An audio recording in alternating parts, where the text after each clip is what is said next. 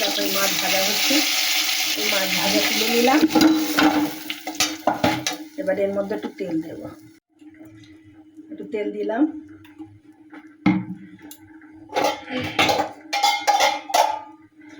তেল দিয়ে এই আলুগুলো আমি দিয়ে দিলাম। তেল গরম হয়ে গেছে সঙ্গে সঙ্গে।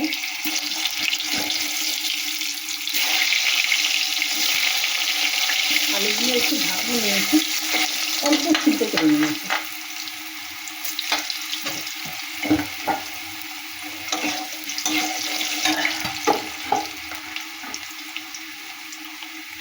একটু পেঁয়াজ দিলাম,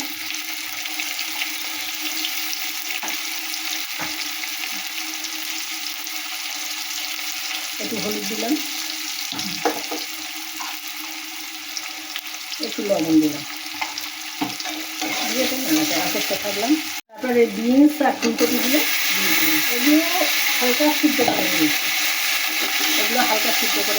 এই দেখো মশলা দিয়ে দিয়েছি, এর মধ্যে আদা দিয়েছি, শুকনো লঙ্কার গুঁড়ো আর জিরে দিয়েছি, দিয়ে ভালো করে আমি কষিয়ে নিয়েছি। জলে ভিজিয়ে দিয়েছিলাম, দিয়ে মশলাটা দিয়ে দিয়েছি, দেখাতে ভুলে যাচ্ছি ভেজে আছি।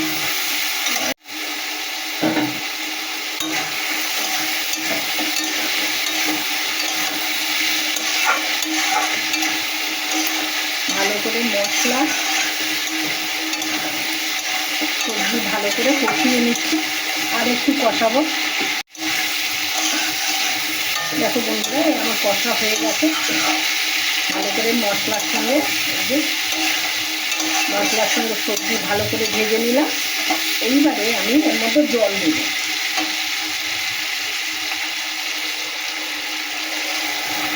অনেক জল দেবো না, অল্প জল দেবো,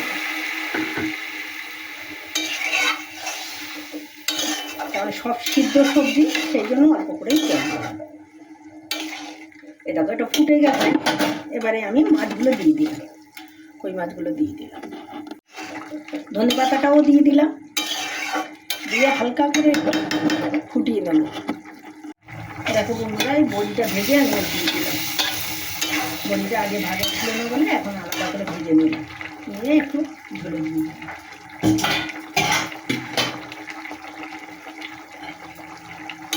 মাছের ঝোল হয়ে এসছে। দেখো বন্ধুরা, আমার এই রেসিপি কমপ্লিট। এবারে আমি নামিয়ে নিচ্ছি, গ্যাস অফ করে দিলাম।